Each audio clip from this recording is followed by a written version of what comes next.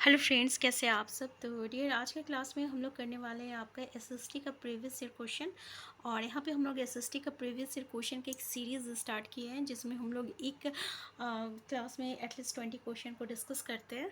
तो चलिए हम लोग स्टार्ट करते हैं आज की क्लास। ठीक है, हम इस क्लास स्टार्ट करने से पहले बता दें डियर कि हम लोग 6 to 8 की जो एनसीईआरटी की बुक है, ठीक है, चैप्टर वाइज डिस्कशन हम लोग करते हैं। इसके अलावा सारे चैप्टर से रिलेटेड एमसीक्यू करते हैं। ठीक है, तो इससे क्या होगा, अगर आपका चैप्टर से अगर डायरेक्ट क्वेश्चन पूछा जाएगा सीटेट में, तो वो हमारा क्लियर हो जाएगा। ठीक है, यहाँ से तो आपको बता दें कि हमारा जो चैप्टर से उसी से जो है हमारे सीटेट से क्वेश्चन आता है, एनसीईआरटी का 6 to 8 का बुक से। तो एक बार आपको चैप्टर पढ़ना बहुत ज़रूरी है। हम लोग स्टार्ट करते हैं आज का क्लास। पहला क्वेश्चन देखिए, एक सामाजिक विज्ञान की शिक्षिका होने के नाते आप विषय संबंधी धारणाओं और उनका राष्ट्र के साथ संबंध को संबोधित करना चाहती हैं। निम्न में से कौन से उपागम पाठ्य योजना हेतु सबसे उपयुक्त होंगे। पहला ऑप्शन है, किस प्रकार विकासात्मक चुनौतियों जैसे गरीबी और निरक्षरता ने राष्ट्र को विफल कर दिया है पर जोर देगी। दूसरा है, लोग राष्ट्र के साथ स्वयं को कैसे जोड़कर देखते हैं, इस पर स्थानीय बोध को शामिल करना। नेक्स्ट है, राष्ट्र की परिकल्पना के विविध तरीकों को चर्चा में समायोजित करना। तो सही विकल्प का चुनाव कीजिए, ए और बी, बी और सी, या आपका ए और सी, या आपका ए और बी और सी।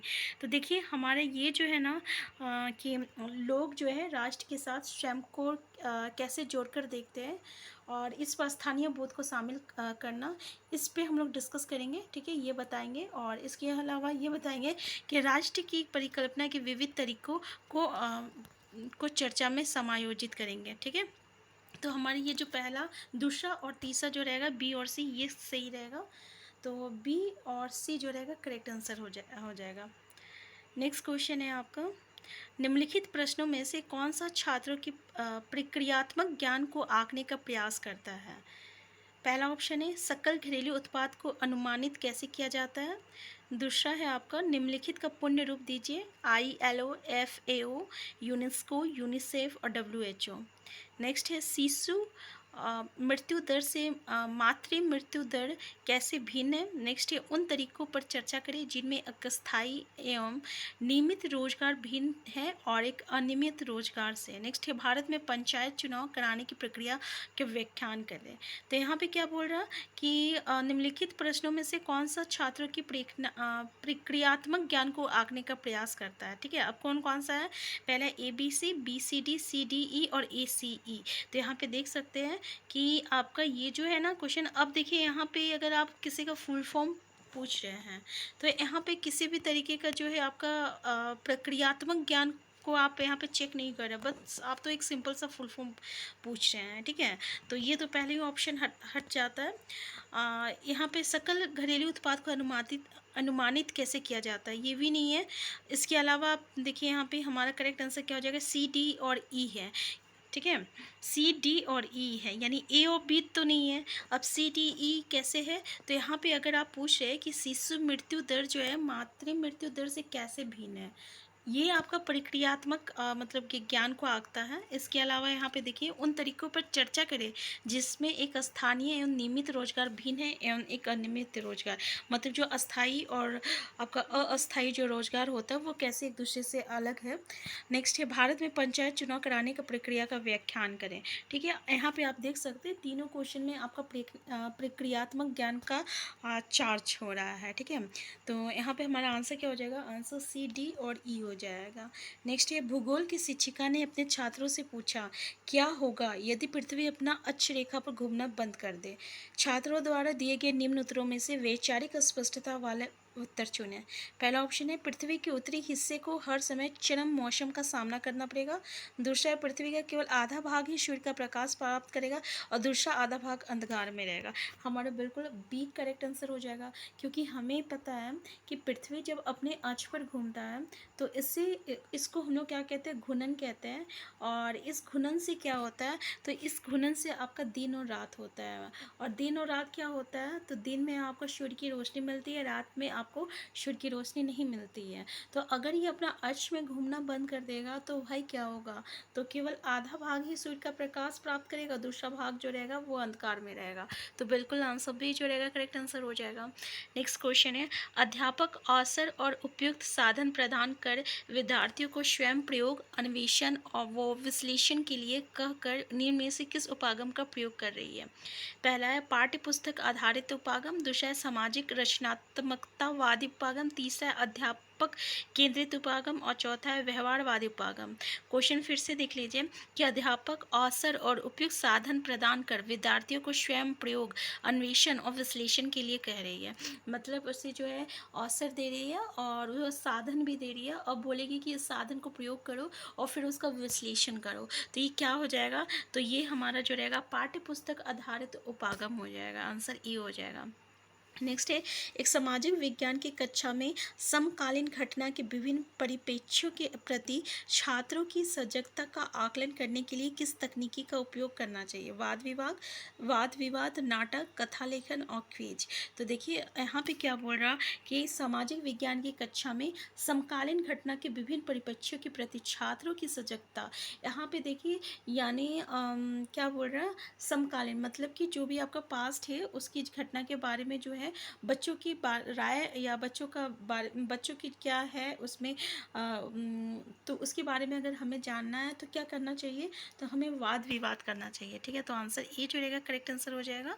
नेक्स्ट क्वेश्चन है, निम्नलिखित गतिविधियों में से कौन सी इतिहास में समीक्षात्मक चिंतन के विकास में सहायक होगी।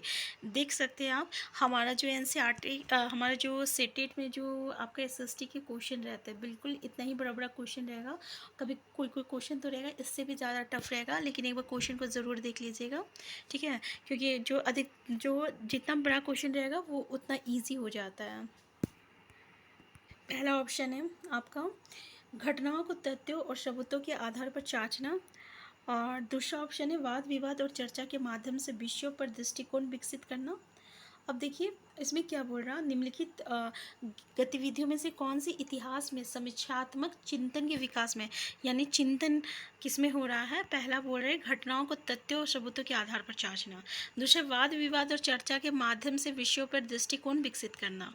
नेक्स्ट बोल रहा किसी विशेष इतिहासकार के विचारों के आधार पर घटनाओं के बारे में सीखना या इंटरनेट पर वीडियो देखना। तो भाई हमारा आंसर क्या हो जाएगा, इंटरनेट पर वीडियो देखना तो बिल्कुल हट जाएगा। अगर हम देखिए तो आंसर ए और बी जो रहेगा बिल्कुल करेक्ट आंसर हो जाएगा कि यहाँ पे क्या है कि आप सबूत के आधार पर जो है जांच रहे किसी की भी घटना या तथ्य को, या हम लोग वाद विवाद करके और चर्चा के माध्यम से हम लोग अपना दृष्टिकोण जो है विकसित करते हैं कि भाई वो कुछ बोल रहा फिर हम सबके सुनेंगे, फिर उस पर जो है अपना दृष्टिकोण देंगे। ठीक है, लेकिन ये जो बोल रहा ना किसी विशेष इतिहासकार के विचारों के आधार पर घटनाओं के बारे में सीखना। अब किसी इतिहासकार जो है वो क्या बता रहा है उसके बारे बस उसकी बातों को सुनना। अगर हम ये चीज़ कर रहे हैं तो ये जो है समीक्षात्मक चिंतन का विकास यहाँ पे बिल्कुल नहीं होगा। तो हमारा करेक्ट आंसर क्या हो जाएगा, आंसर ए और बी जो रहेगा यहाँ पे बिल्कुल करेक्ट आंसर हो जाएगा। तो आंसर ए जो रहेगा ये इसका करेक्ट आंसर है। ठीक है, आंसर ए। नेक्स्ट क्वेश्चन है आपका, कोठरी आयोग कमीशन के अनुसार डैश भारत को केवल विकासवादी दृष्टिकोण के संदर्भ से नहीं देखा जाना चाहिए। दूसरा, इस उपागम में समस्या ये है कि इसमें निर्धनता, निरक्षरता और जातिवाद को राष्ट्र के विकास में बाधक माना गया है तथा इसमें जेंडर संबंधी मुद्दे भी उपेक्षित रहे हैं। सही विकल्प केवल ए सही है, केवल बी सही है, ए और बी दोनों सही है। तो देखिए कोठरी आयोग तो बिल्कुल ये इसमें ए और बी बिल्कुल सही है कि यहाँ पे निर्धनता, निरक्षरता और जातिवाद को जो है राष्ट्र के विकास में बाधक माना गया है। ठीक है, और इसके अलावा भारत को केवल विकासवादी दृष्टिकोण के संदर्भ से नहीं देखा जाना चाहिए। तो ए और बी बिल्कुल आपका सही है। तो आंसर क्या हो जाएगा, आंसर सी जो रहेगा ये आपका करेक्ट आंसर हो जाएगा। नेक्स्ट क्वेश्चन है, एक शिक्षिका अपने विद्यार्थियों से भारतीय मीडिया में महिलाओं का चिंतन विषय पर बातचीत करना चाहती है। निम्न में से कौन सी युक्ति या युक्तियाँ सबसे अधिक। पहला ऑप्शन है कई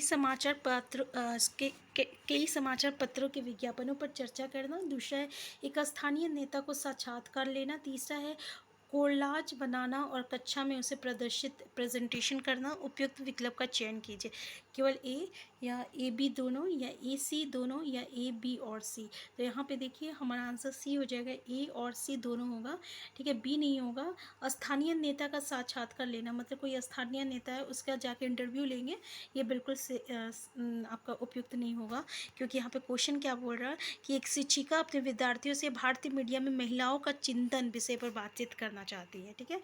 यानी मीडिया में महिलाओं का क्या आपका रोल है, इसके बारे में अगर जानना चाहे तो उसके लिए वो क्या करना पड़ेगा कि समाचार पत्रों के विज्ञापनों पर चर्चा करना होगा, या कोलाज बनाना और कक्षा में जो है उसे या प्रेजेंटेशन करना। अब ये बताइए कि स्थानीय नेता के पास जाकर उसका इंटरव्यू लेने से कुछ तो यहाँ पे मिलने वाला है नहीं, तो हमारा आंसर ए और सी जो रहेगा करेक्ट आंसर हो जाएगा। तो ए और सी किस में है, आंसर सी जो रहेगा करेक्ट आंसर है। नेक्स्ट क्वेश्चन है आपका, छात्रों को जाति आधारित भेदभाव के जरिए उत्पीड़न के मुद्दे से परिचित कराने के लिए निम्नलिखित में से कौन सा संसाधन उपयोगी होगा। पहला, अशोक के शिलालेख। दूसरा है पिछड़े वर्गों के लिए आरक्षण पर इलाहाबाद विश्वविद्यालय की नीतियाँ। तीसरा है मानव अधिकारों का सार्वजनिक घोषणा पत्र। और चौथा है डॉक्टर बी आर अम्बेडकर के बचपन के अनुभव का वृत्तांत। फिर से देखिए, जाति आधारित भेदभाव के जरिए उत्पीड़न के मुद्दे से परिचित अगर हम कराना चाहते हैं तो कौन सा संसाधन उपयोगी होगा। अशोक का शिलालेख से तो हमें कुछ मिलने वाला है नहीं। फिर पिछले वर्गों के लिए आरक्षण पर इलाहाबाद विश्वविद्यालय की नीतियाँ, इससे भी कुछ नहीं मिलेगा। या मानव अधिकारों का सार्वजनिक घोषणा पत्र। डॉक्टर बी आर अम्बेडकर जो थे एक आपका दलित फैमिली से थे, और इन्होंने अपनी ज़िंदगी में बहुत ही मतलब कि भेदभाव सहा है। और तो इनके जीवन का बचपन का जो अनुभव था, अगर इनका वृत्तांत हम लोग पे डिस्कस करेंगे तो ऑब्वियसली हमें जाति आधारित भेदभाव के बारे में देखने को मिलेगा कि हमारे पास में किस तरीके से यहाँ पे अस्पृश्यता थी, अनटचेबिलिटी थी, और किस तरीके से जाति आधारित भेदभाव किया जाता था। जो दलित होते थे उन्हें किस तरीके से उनके साथ भेदभाव किया जाता था। इसी तरह का वाल्मीकि का भी आया है, आपका वाल्मीकि का जूठन है जिसके बारे में भी क्वेश्चन पूछा जाता है एसएसटी में, ठीक है। उन्होंने भी अपने साथ जो भी अन्याय हुआ था उसके बारे में उन्होंने डिस्कस किया था, तो वहाँ से भी क्वेश्चन देखने को मिलता है। इसके अलावा आपसे ये क्वेश्चन पूछा जाता है दलित मतलब क्या होता है, तो दलित मतलब कुचला गया या दबाया गया होता है, यहाँ से भी आपको क्वेश्चन देखने को मिलता है। तो बिल्कुल सही बात है कि अगर हम जाति आधारित जो भेदभाव होता है उसके बारे में अगर हम लोग जानना चाहें तो जो डॉक्टर बी.आर. अम्बेडकर है उनके बचपन के जो अनुभव हैं उनकी हम लोग कहानी सुनेंगे। तो आंसर डी जो रहेगा ये इसका बिल्कुल करेक्ट आंसर हो जाएगा। नेक्स्ट है आपका, प्रदीप्ति वृत्त की अवधारणा पर शिक्षण प्रक्रिया शुरू करने से पहले निम्नलिखित में से कौन सी अवधारणा को समझना आवश्यक है। पहला है कक्षीय समतल। दूसरा है पृथ्वी का अक्ष। तीसरा है पृथ्वी का घूर्णन। चौथा है पृथ्वी की गोलाकार आकृति, सही विकल्प का चुनाव कीजिए। तो यहाँ पे देखिए, अगर हम ये देखना चाहते हैं कि प्रदीप्ति वृत्त की अवधारणा पर शिक्षण प्रक्रिया शुरू करने से पहले कौन सी अवधारणा को हम प्रदीप्ति वृत्त को समझने से पहले हमें क्या जानना चाहिए, तो हमें पृथ्वी का घूर्णन के बारे में जानना चाहिए, और क्या जानना चाहिए, और पृथ्वी की आपका जो गोलाकार आकृति जो है इसके बारे में हमें जानना चाहिए। तो हमारा आंसर क्या हो जाएगा, आंसर सी हो जाएगा। नेक्स्ट क्वेश्चन है, विभिन्न विषयों जिनमें सामाजिक विज्ञान। देखिए ये जितने भी पॉइंट है ना हम लोग सारे जो है एसएसटी में जब चैप्टर का डिस्कशन करते हैं ना उसमें हम लोग ज्योग्राफी में एक एक पॉइंट को डिस्कस किए हुए हैं, बहुत ही अच्छे तरीके से हम लोग यहाँ पर डिस्कस किए हुए हैं। नेक्स्ट क्वेश्चन है, विभिन्न विषयों जिनमें सामाजिक विज्ञान भी शामिल है में पाठ योजना बनाते हुए 5E मॉडल काफ़ी प्रचलित है। निम्नलिखित गतिविधियों में से कौन सी इसका हिस्सा नहीं है। पहला ऑप्शन है आपका इवैल्यूएट। दूसरा है एलोबोरेट। और तीसरा है एक्सप्लोरर। और चौथा है इंटरटेनमेंट। ठीक है, तो देखिए इवैल्यूएट, ठीक है। फिर एलाबोरेट करना मतलब पूरा डिस्कस करना उसके बारे में, एक्सप्लेन करना। फिर एक्सप्लोर करना। तो और इंटरटेनमेंट, अगर हम देखें तो आंसर डी जो रहेगा करेक्ट आंसर हो जाएगा। ये जो है हमारे इंटरटेनमेंट, ये सामाजिक विज्ञान का जो पाठ योजना है उसमें ये शामिल नहीं है। नेक्स्ट है, कक्षा का एक छात्र कहता है प्राचीन भारत में नगर प्रमुख मंदिरों के आसपास विकसित हुए, जैसे कि तमिलनाडु में मदुरई और तांजावुर। ये कथन कहते समय छात्र निम्नलिखित में से किस प्रकार के तर्क का प्रयोग कर रहा। तो देखिए पहला ऑप्शन है आपका पहला ऑप्शन हो जाएगा आपका आगमनात्मक तर्क, फिर निगमनात्मक तर्क, फिर है आपका कारण प्रभाव तर्क, और चौथा है आपका लघु कारक रिडक्टिव तर्क। तो हमारा आंसर हो जाएगा, फिर से क्वेश्चन देख लीजिए क्या बोल रहा है। कि कक्षा एक छात्र कहता है प्राचीन भारत में नगर प्रमुख मंदिरों के आसपास विकसित हुए, जैसे कि तमिलनाडु में मदुरई और तांजावुर, जैसे कि। तो पहले ही ये क्या दे बता रहा है, पहले आपको ये क्या हो जाएगा आपका आगमनात्मक तर्क हो जाएगा। मतलब पहले तो वो एक्सप्लेन कर रहा, यानी पहले आपको रूल बता रहा, फिर वो उदाहरण दे रहा, फिर वो क्या दे रहा, एग्जाम्पल दे रहा। तो रूल और एग्जाम्पल किस में आता है, तो ये आपका आपका आगमनात्मक तर्क में आ जाएगा। ठीक है, इसको प्रोनाउंसिएशन करने में हमको दिक्कत हो रहा है। तो आंसर ए जो रहेगा ये इसका करेक्ट आंसर हो जाएगा। नेक्स्ट क्वेश्चन हो जाएगा आपका कि निम्नलिखित में से कौन सा प्रश्न दिहाड़ी मजदूरों के विषय पर समीक्षात्मक चिंतन कौशल विकसित करने में सबसे ज़्यादा प्रभावी होगा। पहला ऑप्शन है दिहाड़ी मजदूरों शहरों में कहाँ रहते हैं। दूसरा ऑप्शन है क्या कारखाने की तुलना में कॉल सेंटर में काम करने की स्थिति बेहतर होती है। नेक्स्ट है क्या कारखाने में काम कर रहे लोगों को लंबे समय तक काम करना पड़ता है। नेक्स्ट है आपका विश्व भर में किन शहरों में सबसे ज़्यादा दिहाड़ी मजदूर है। तो हमारा देखिए क्या बोल रहा है कि अगर हम दिहाड़ी मजदूर के विषय पे अगर हम लोग संरचनात्मक चिंतन करते हैं तो इसमें सबसे प्रभावी क्या होगा। तो हम लोग ये देखेंगे कि क्या कारखाने की तुलना में कॉल सेंटर में काम करने की स्थिति बेहतर होती है। तो ऑब्वियसली होती है, जो कारखाने में जो लोग काम करते हैं उनकी स्थिति तो बहुत ही बुरी होती है, और जो कॉल सेंटर उनका काम जो रहता है उतना उन लोग को बैठ के जो है बस आपका फ़ोन रिसीव करना और बाकी के जो कंप्यूटर में काम रहना ये सब होता है, लेकिन दिहाड़ी मजदूर का काम बिल्कुल अलग रहता है। तो हमारा आंसर बी जो रहेगा ये इसका करेक्ट आंसर हो जाएगा। यहाँ पे आपका संरचनात्मक चिंतन जो है यहाँ पे हमें देखने को मिलता है। नेक्स्ट क्वेश्चन है सामाजिक विज्ञान शिक्षण में आने वाली समस्याओं के बारे में दिए गए निम्नलिखित कथनों को पढ़िए तथा सही विकल्प चुने। पहला ऑप्शन है आपका यानी अभिकथन है आपका ऐतिहासिक घटनाओं की बदलती व्याख्या सामाजिक विज्ञान शिक्षण और भी चुनौतीपूर्ण विषय बना देती है।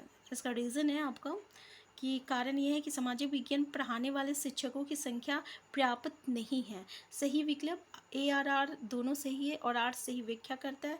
AR दोनों सही है लेकिन आर सही व्याख्या नहीं करता। ए सही है लेकिन आर गलत है। अगर हम देखें यहाँ पे तो बिल्कुल ये बात जो बोल रहा है कि सामाजिक विज्ञान पढ़ाने वाले शिक्षकों की व्याख्या संख्या जो है पर्याप्त नहीं है, तो ये तो बिल्कुल गलत है। ठीक है, और ये जो बोल रहा है ऐतिहासिक घटनाओं की बदलती व्याख्या सामाजिक विज्ञान शिक्षण की ओर जो है चुनौतीपूर्ण विषय बना देती है। तो ये हमारा बिल्कुल सही है। तो ए सही है और आपका आर गलत है। आंसर सी जो रहेगा ये इसका करेक्ट आंसर हो जाएगा। तो देख सकते हैं हमारा जो SST जो है इसका क्वेश्चन जो रहता है मतलब कि आपका इसके क्वेश्चन काफ़ी जो रहता है लंबे लंबे रहते हैं, और अभी तो और भी बड़े बड़े क्वेश्चन जो है हमें देखने को मिलता है। तो हम फिर मिलते हैं नेक्स्ट क्लास में, और चैनल में नए हैं चैनल को सब्सक्राइब कर लीजिएगा। वीडियो हेल्पफुल होगा तो लाइक शेयर करना मत भूलिएगा। इससे आगे का क्वेश्चन हम लोग नेक्स्ट क्लास में डिस्कस करेंगे। Thank you.